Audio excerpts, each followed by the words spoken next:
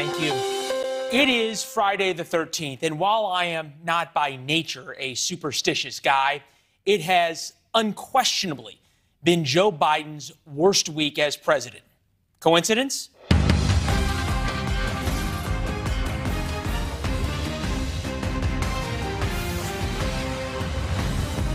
Good evening. It's Friday. We made it. I'm Leland Bittert. President Biden left Washington early this Friday to do what so many Americans do on summer Fridays, head to his weekend house. In this case, the presidential retreat at Camp David.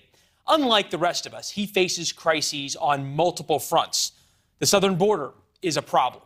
Inflation is a problem. Afghanistan is a problem. COVID is exploding and gas prices are rising. We talked about that last night.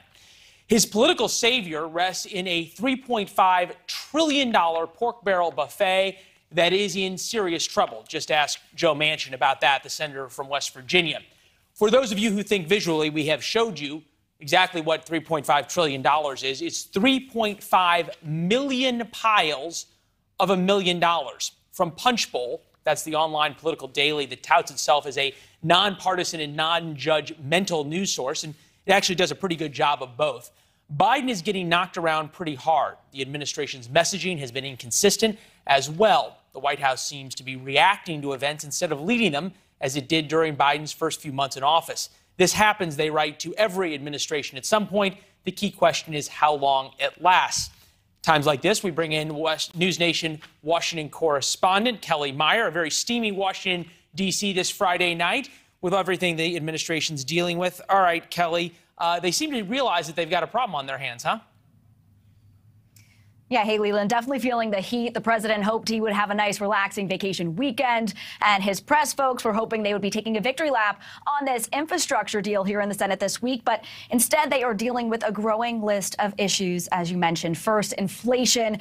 Gas prices, the highest in 7 years. The average price to fill up your tank climbed to $3.13, up 40% since January. The White House is looking to OPEC and its allies like Russia for more crude, big oil. Not happy with Biden about that one. And second thing plaguing the president, just a month ago, he was hoping to declare independence over this COVID-19 pandemic. And now it is coming back with a vengeance with this Delta variant surging across the country, just in places like Louisiana. Reported the largest single-day increase today, over 7,500 new coronavirus cases. The death toll there in Louisiana alone, more than 11,000. The White House is now turning to influencers and TikTokers to encourage people to get the vaccine, which is still having lagging numbers. And third, as you mentioned, the border. The number of migrants crossing the southern border increased in July, the highest number of illegal border crossings in 21 years. And it's a dual crisis at the border, Leland, illegal border crossing and the COVID-19 pandemic. Federal agencies say more migrants are testing positive for COVID-19. And the administration admits they don't have the resources to test everybody, so we just don't know who has COVID-19 and how many illegal immigrants have it. And as we mentioned, the president left for Camp David without taking questions from reporters. We did not hear from the White House press secretary or the White House COVID-19 task force today. It's a bad week when they leave without saying anything. Complete silence here today from the White House. I think there was a song, you say it best when you say nothing at all. You talk about how much things change in just a month. Joe Biden in 2021, July 8th, the likelihood there's going to be the Taliban overrunning everything and owning the whole country is, in his words, highly unlikely. A month later, it seems highly likely. Yeah, that's right. And the Pentagon spokesperson, John Kirby, came out today. He was the only one to really come out from the administration and take questions from us. And, asking him why they're sending 3,000 troops back to the place where they are just bringing troops home from. So, the irony in that, reporters asked him about, and he didn't seem to find it too ironic. But here's what he had to say about the situation growing as the Taliban gains ground in Afghanistan. He's putting the situation back on Afghan leadership there. Take a listen. We are certainly concerned by the speed with which the Taliban has been moving. As we've said from the very beginning, that this is and it still is, a moment for Afghan national security and defense forces. And the president is bringing his national security advisors with him to Camp David this weekend in case they have to make any last-minute changes. Leland? We've seen how much things change just in 24 hours on the ground in Afghanistan. Kelly, thank you very much. Enjoy your weekend. Remember, the Biden administration is having these problems with a Democratic-controlled House and Senate. Let's talk about what options the president has. Joining us now, we have David Drucker there from the Washington Examiner. We also have a former law clerk for Justice Antonin Scalia, who lectured at Harvard Law School, Ian Samuel. Gentlemen, we appreciate you both being here. David, to you first. Does the White House have a plan? Well, we'll find out. I mean, the White House plan for the border and for Afghanistan is what the plan was. I don't know if they anticipated the results, but the results are what they are. The ironic thing here is that the administration had Afghanistan and the border within its control and made choices that have led to these particular results. COVID is something that is much harder for them to control, and yet so much of the political capital that the president either has or doesn't have is related to how this virus is dealt with and how Americans feel about the pace of the pandemic. And that makes everything that much harder for him if he can't, if the perception is that the pandemic continues and the administration doesn't have a handle on it. So what I mean by that is, obviously, what's happening in Afghanistan is theoretically a political problem for the president, although both Republicans and Democrats agreed with the withdrawal, and the president's predecessor would have proceeded with the withdrawal, at least according to him. And the border situation is something more of the president's own making, and it's something that he could actually, in a sense, deal with if he decided to change policies. The pandemic is something that no president's going to be able to control, but the perception of voters and Americans about how this is going is one of those things where, you get a lot of credit when things are going well. You get a lot of blame when things aren't going well. Yeah. Well, the president certainly enjoyed taking credit when things were going well. He did that a couple of months ago. July 4th celebrated freedom from the virus. Ian, it's interesting. The Biden administration, for whatever you think of their policies, positively or negatively, they don't leak. They've got some very shrewd operators who have a lot of experience. You think about Ron Klein, who's been around Washington, the chief of staff at the White House for decades. They know how to run things. Are you surprised they got so far behind the curve on these big issues? I mean, I'm not convinced that they are all that far behind the curve. The problem is, with the border stuff, that's of their own making. But they were always going to do that, right? That was a big part of the pitch. That was part of the appeal. They were going to return to Obama levels of cruelty, right, which were extremely high. But that was part of the pitch. Afghanistan, I don't think anybody really cares, and I think that they know that. I think that they knew the whole time, yeah, of course the Taliban is probably going to overrun the country, and no one cares. So I think they're probably fine with it, and they've known that the whole time. Now, the virus stuff, that's a lot worse. That is something where I think they really have found themselves behind the curve. I thought, and I think a lot of people thought, that 4th of July, right, this was the plan. Independence from the virus, and we're going to get it, and we have these vaccines rolling out right on time, just like we want.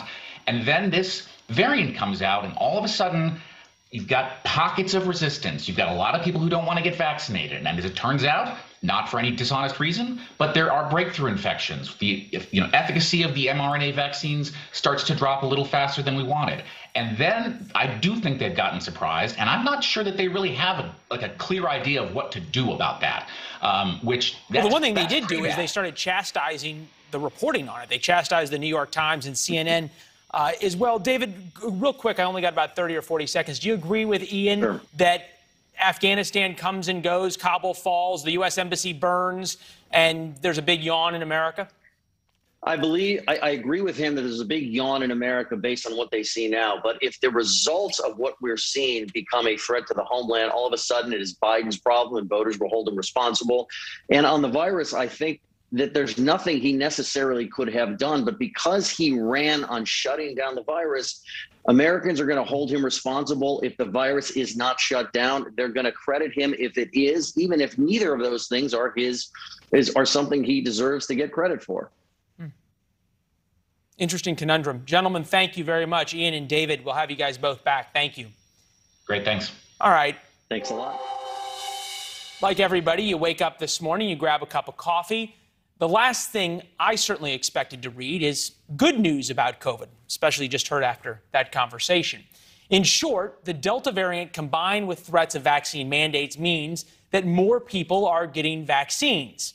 According to the CDC, in the last 7 days, an average 368,000 Americans have gotten vaccinated every day. That's the highest number of average vaccinations in about 6 weeks. COVID and the vaccine debate creates this very weird intersection in the American political debate, the intersection of science and culture. We want to talk about both of those. Joining us now for all things American culture, Megan Bashman, reporter for the Daily Wire. But we start with Dr. Joseph Ladapo, professor of medicine and public health at UCLA, to talk about the numbers. Doctor, always good to see you.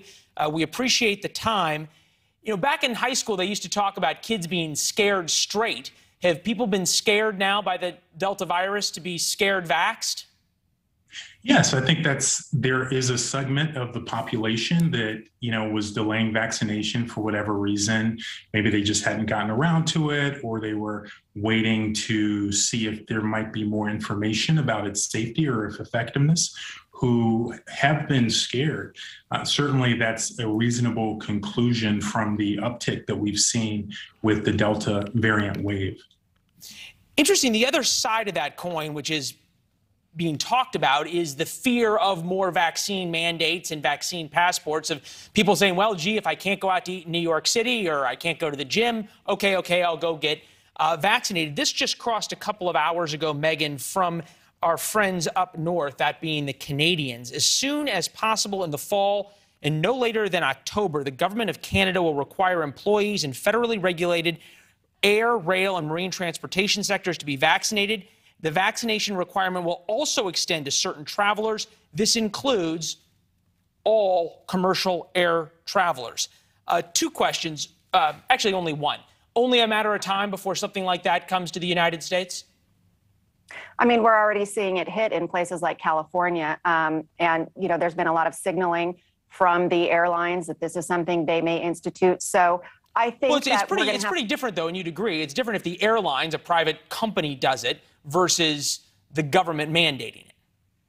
It is. It's very different. But at this point, I think we're going to have to rely on federalism, right? I think you're going to see governors in Republican states, red states, who are going to push back against this. And personally, I'm very much against a vaccine mandate. I think that opens the door to a lot of negative government authoritarianism. So I really don't want to see that. And I don't think it's necessary. I think if our CDC, I think if our government institutions were doing a better job communicating to the public, these kind of things wouldn't be necessary. That actually brings us to our next point, which we didn't plan, but it is an important one about the messaging. And I wanted to get Dr. Ladapo's thought on this. I want to play a soundbite for you from Dr. Michelle Fiscus. She's the former vaccine chief in Tennessee. Take a listen. What we're actually seeing is our most hesitant population in Tennessee is the white male rural conservative, and that they are stating that, they're not going to get the vaccine really out of spite, and are willing to put their own lives and the lives of the people that they love at risk. Is that kind of messaging helpful, Doctor? I mean, some people may think it's helpful. I don't think it's helpful. I think actually it contributes to the concerns that many Americans have about how much of this pandemic has been politicized, including the vaccines. We don't really know what every conservative white male in that area of the country feels, or why he might be resistant or reluctant to take the vaccine. And, painting them with that type of brush really contributes to the politicization and the distrust that we're seeing a lot of. Well, there's certainly a lot of distrust of the CDC as well, in terms of whether they're politicizing things as well. This was a tweet, I believe, yesterday or 2 days ago. COVID-19 vaccines are safe for pregnant people at all stages of pregnancy and their babies. We recommend that all pregnant people or people thinking about becoming pregnant get vaccinated against COVID-19. That's Dr. Rochelle Walensky. Megan, I'm just going to tee you up and let you go. I'll go. Well, look, we're talking about public distrust. That's, exhibit number one right there. If you don't recognize me first as a woman, then I don't really take it seriously that you care foremost about my public health. What we're seeing in this is that, women have borne the brunt of this pandemic in a very different way than men. We have to decide if we're going to have our next baby. We have to decide if we're going to put off having a baby. We have to make birth control decisions. We worry about how the vaccine might affect our unborn child. So when we're looking to these government institutions for really serious, sober-minded messaging and information, instead, what they're telling us is they care more about political messaging and appeasing these left-wing, really fringe left-wing interest groups. And so that's really disappointing. And that is certainly not going to help public trust in this moment. Yeah, it seems as though public trust is exactly what we need now. We appreciate you both here to discuss it. Megan, Dr. Ladapo, always great to see you both. Thanks so much. Cheers. They have the material, the physical, the tangible advantages. It's time now to use those advantages. Coming up, U.S. troops head back to Afghanistan as the Taliban continues to take over major cities. We're going to take a deep dive into the political pressure right now on the Biden administration. Plus, it immediately raised privacy concerns, but Apple now is defending its new tool that spies on your phone. We'll break down their defense. Then, the Free Britney movement is making gains after her dad's decision. Somebody here will teach me just a little bit about pop culture.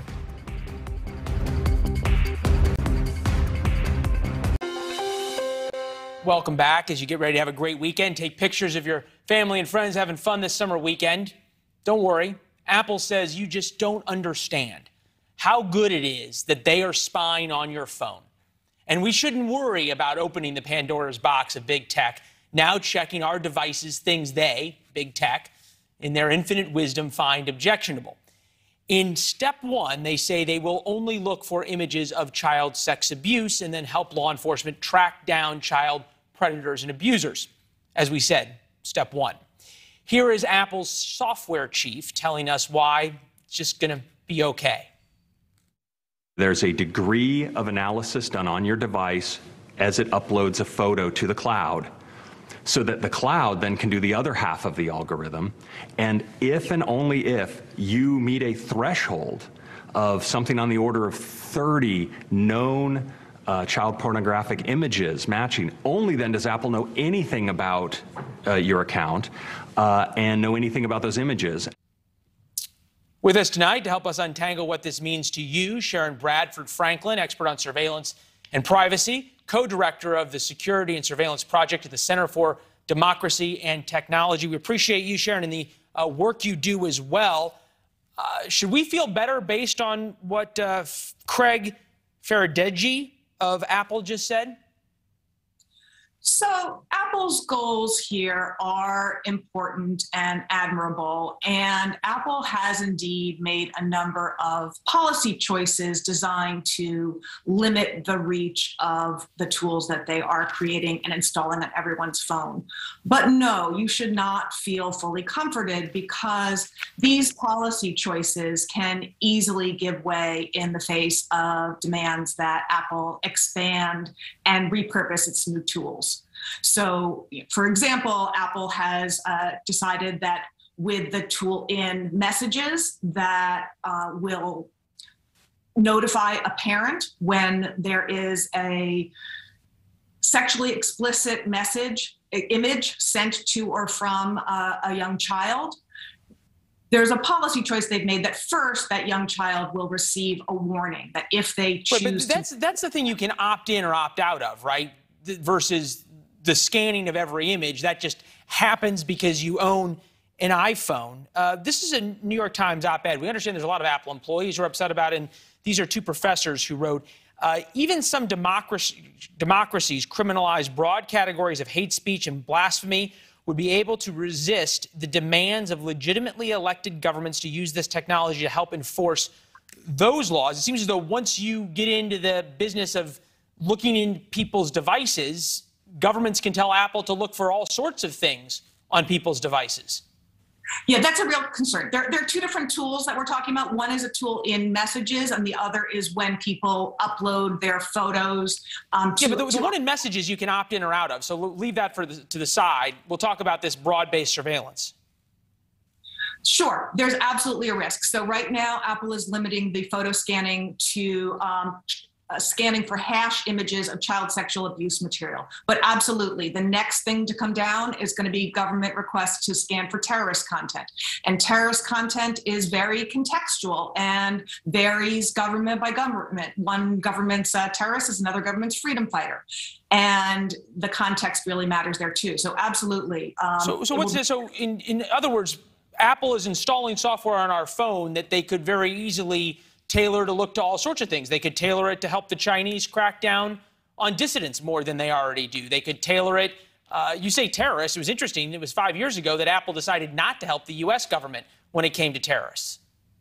Yes, and 5 years ago, the Apple versus FBI case, Apple argued that they were unable to help the government. They would have to build an entire new operating system. And now with these tools that they're going to be installing on everyone's phone, they're building the first step in that technical infrastructure that will make it that much harder for them to tell the next government request they can't help them. Yeah, or if the government all of a sudden starts requesting to know when people are speeding, so they can just send you speeding tickets based on the data from your phone. Sharon, I wish I felt better after talking to you. I don't, but we still appreciate you being here. Well, thank you for having me. Thanks. Good to talk to you. Up next, how dire is the situation in Afghanistan, and will this define President Biden's legacy? U.S. Senator who served in the Middle East in combat takes us through the challenges. We're going to talk about all that on social media. You can follow me at Leland Vittert on Instagram, Twitter, and TikTok. Sleeping on it. Are these 3,000 U.S. troops going to Kabul? Is this a combat deployment? I didn't sleep on that question, Lucas. I thought I answered it pretty well yesterday. You did. Hold on. You did answer it, John. John, these soldiers and Marines that are fully kitted out, putting on night vision goggles, landing in Kabul, taking positions at the airport, they're going to a combat zone, are they not? They're certainly going into harm's way, Lucas. And they will have... zone? Lucas, they will have the right of self-defense. They will be armed. And as I said yesterday, and I don't think I could have made it any more clear, that if there is an attack upon our forces, our commanders have now and always have had the right and responsibility to defend themselves. That was just part of John Kirby's difficult day, you might say, at the podium at the Pentagon. Call the mission by any name. U.S. troops are on the ground once again in Kabul in the race to get Americans and allies out of Afghanistan. Today, the Taliban took more than 4 provincial capitals, bringing them ever closer to Kabul. As they gained ground late afternoon, Mitch McConnell, Senator and Minority Leader, released a statement. It is not too late to prevent the Taliban from overrunning Kabul. The administration should move quickly to hammer Taliban advances with airstrikes. All of this comes just 29 days before the 20th anniversary of September 11th. And now it's possible Kabul will fall and the U.S. Embassy will burn on or around that somber anniversary of 9/11. One has to wonder what that will mean for the Biden legacy. More on that in a minute.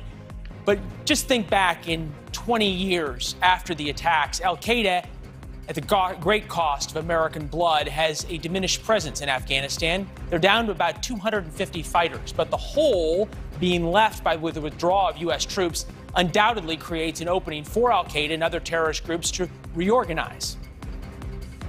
Effective CT pressure has made it impossible for al-Qaeda to regenerate and carry out its plans against the West. If that pressure comes off, I believe they're going to regenerate, and I think it's only a matter of time before we see them assert themselves and begin to plan attacks against our homeland.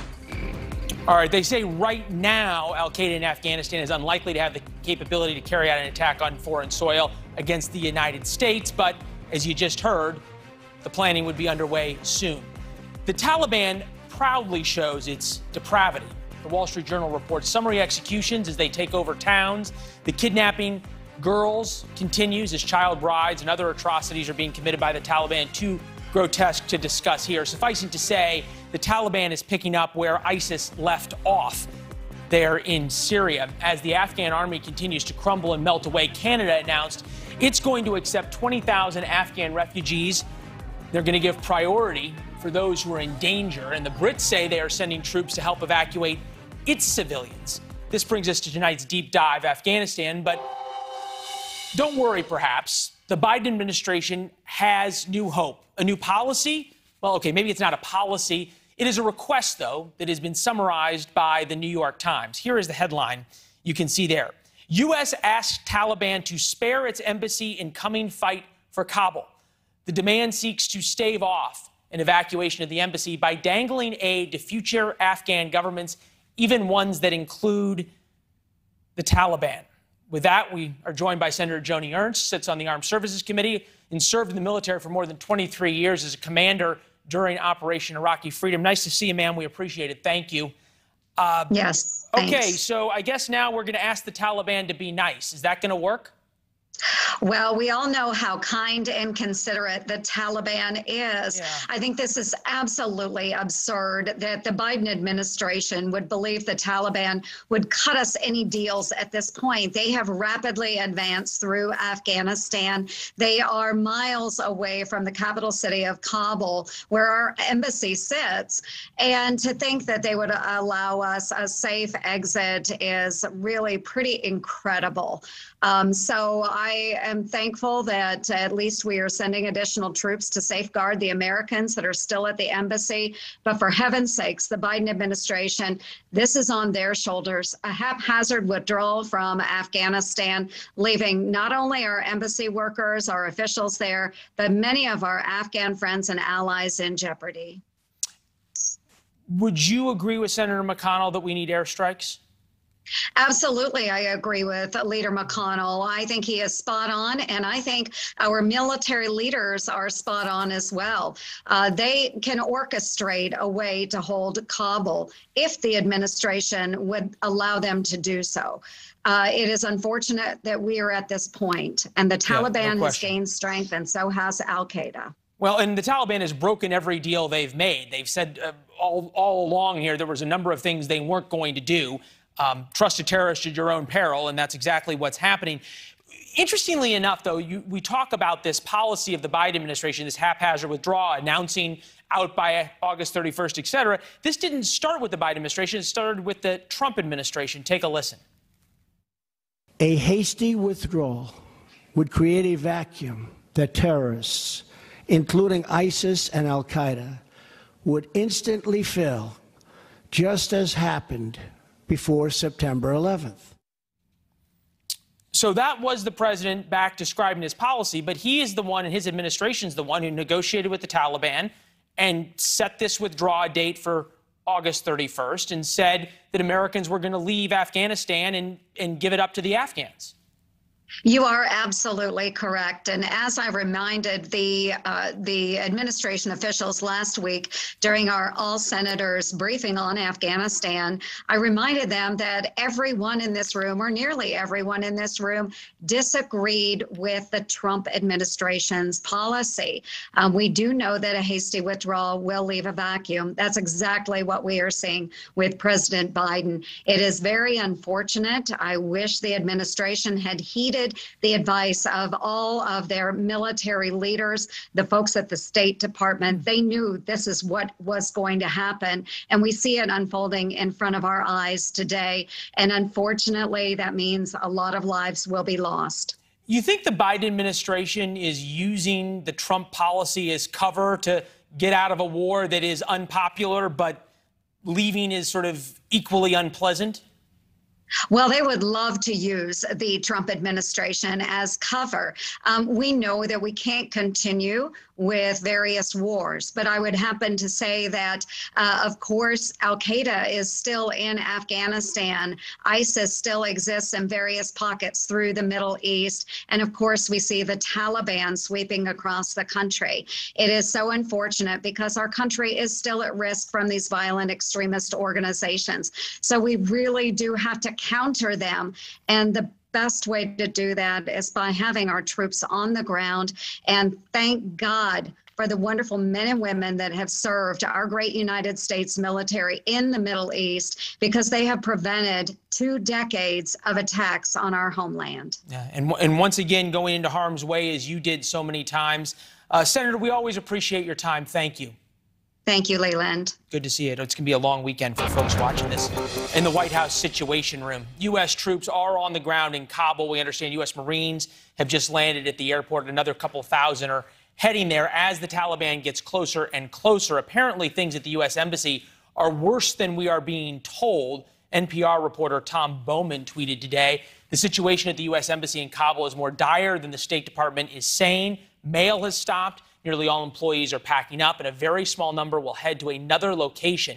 Staff are gearing up to destroy sensitive papers, computers, and phones. We understand the Canadians have already started burning documents there. Next guest served 2 decades in the U.S. Army, focusing on intelligence and strategic reporting, spent years in the worst places of the world trying to figure out what the worst people in the world were up to. Ralph Peters is with us. Good to see you, sir. Great to see you, Leland. The New York Times perhaps stating the obvious here, but the Taliban's advance has made it clear.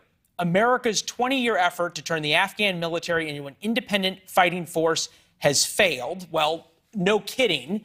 But after billions and billions and billions and billions of dollars, why'd we fail? Because we lied to ourselves. Because we did everything we possibly could have done wrong at the strategic level. Because we never faced up to the fact that the government we were funding doesn't have the support of its own people. Leland, you see it right now. Our Afghans won't fight to defend the government in Kabul. And yet the Taliban have no trouble and have had no trouble attracting recruits ready to die for their cause.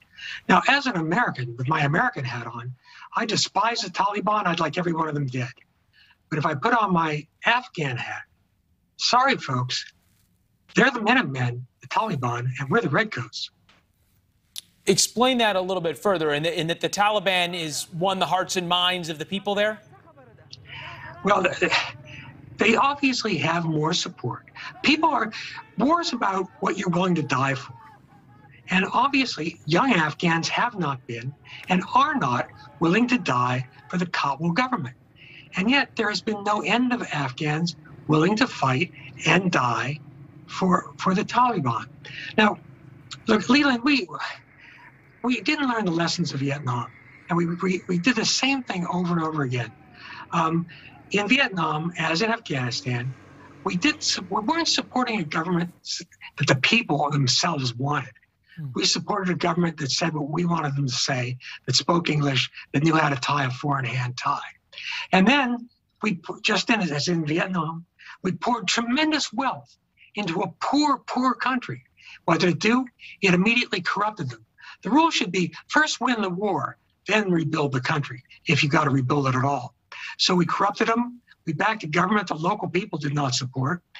And then fundamentally, from a military perspective, we were not willing to do whatever it takes to win. And if you don't have the will to win, to do anything, whatever it takes, stay home.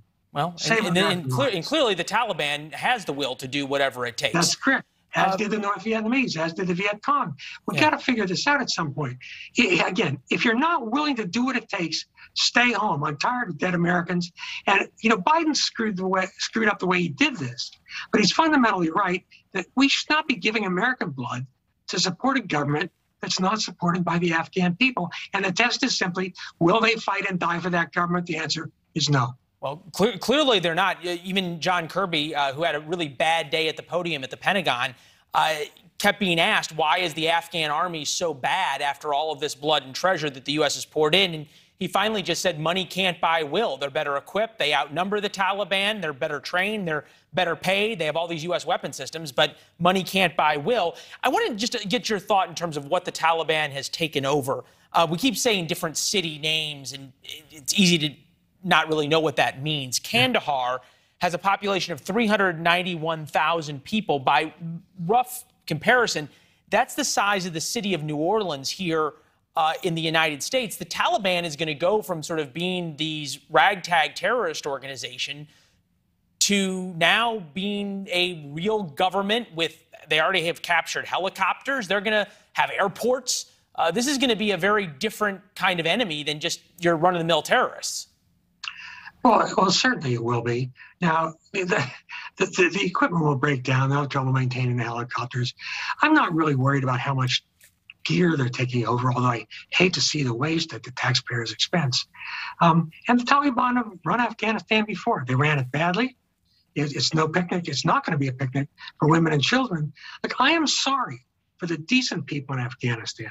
I'm sorry for the women and children. But if their men won't fight to protect them, to protect their newfound liberties, why should Americans? I mean, we've talked ourselves into something that was a mug's game from the start. Leland, as I said back at the time, we should have left Afghanistan summer of 2002, mission accomplished. The idea that we had to stay and try to turn Afghanistan, this eternally medieval country, into Colorado, or had Kabul into Seattle, was just crazy from the start. Yeah, well, if you don't have realistic expectations, you make an excellent point. Nation building in the Middle East has always been a quagmire for the United States. You think about also what's happened with Libya as an excellent example as well. Lieutenant Colonel Peters, good to see you, sir, as always. Good to see you, Leland. Appreciate the analysis. Up next, I'm going to get an education on the Free Britney movement. Yes, I actually just read those words. Let me say off the top that I take absolutely no responsibility for this segment, and that is because it has been written for me on a topic that my staff cares deeply about. So here it goes. Welcome back. Everyone has flaws, setbacks, shortcomings, or in my case, one major journalistic blind spot: pop culture. This is the writings of my very kind staff. We are all human, they continue, after all, but hey, they say the first step is admitting you have a problem, and this one is mine. So there is some music, and because the show staff likes to constantly tell me, as it relates to pop culture, it is time to educate Leland. Tonight, the education begins with the Free Britney movement. You might have heard about this movement. We understand the Free Britney movement is alive and well and victorious at this hour. Emphasis on victorious. The Princess of Pop has posted a video showing off her dance moves that celebrating her freedom from the legal shackles her father placed on her as his conservator. He was her conservator. There's been an outpouring of support. It's come from celebrities, millennials, and friends alike. You might remember Paris Hilton. This is what she tweeted. I am so happy to hear this news. It's been so long overdue, but I'm so glad that Britney is on her way to finally being free, sending so much love. Hashtag Free Britney.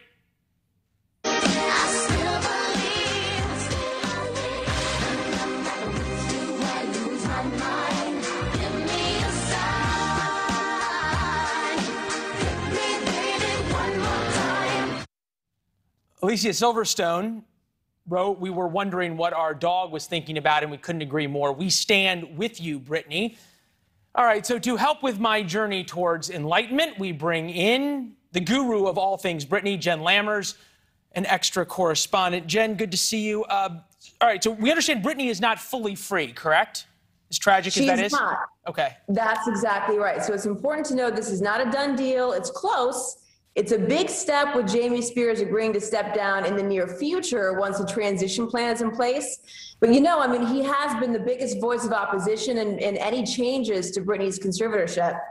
I have to say, though, it's pretty interesting. At the last court hearing, he was adamant that he wouldn't be stepping down and he'd be putting up a fight against his removal. So I don't know if it's been like public pressure or, whether he's genuinely trying to do what's best for his daughter's happiness. But listen, nearly everybody involved in this case has received death threats. And we're talking about Jamie Spears, her sister, her conservator, Jody Montgomery, even the judge. So it's been a rough road for everyone involved.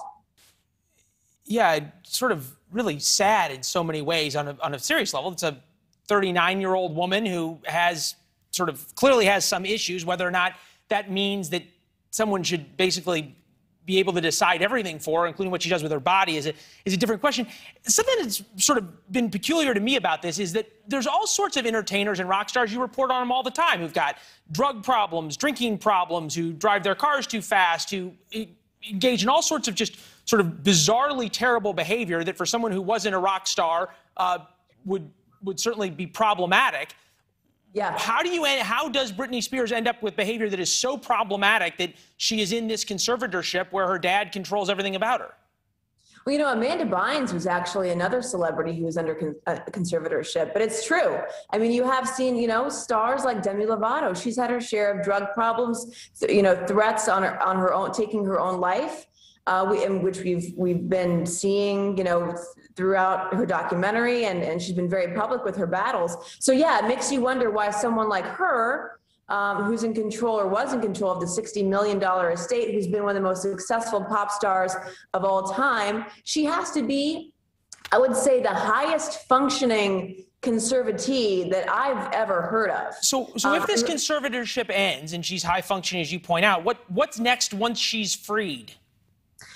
You know, to be honest, that's even a question itself, because she's not necessarily pushing to end the conservatorship right now. It seems like she's okay with having a conservator as long as it's not her father, because there's this disparity, right? In the first court appearance that she made, where she talked for about 23 minutes about, you know, she even wanted to charge her father with abusive conservatorship. She actually said, she changed her tone in the second court appearance by saying that she did not have a problem with having a conservator. So that's something that I believe Jamie's representative during that court appearance had questioned, you know, why this change of heart. Why this change now? All right. That's a good question. All right. More on Extra with Jen Lammers. We'll be right back with some thoughts on Friday the 13th. It's easy to get down these days. We discussed gas prices are up, COVID's raging. You might need a third shot of the vaccine. The U.S. Embassy in Kabul, Afghanistan is about to be overrun. Well, as you head into the weekend, a cheery note perhaps. It's Friday the 13th. What else could possibly go wrong? But it's better than Monday. Marnie?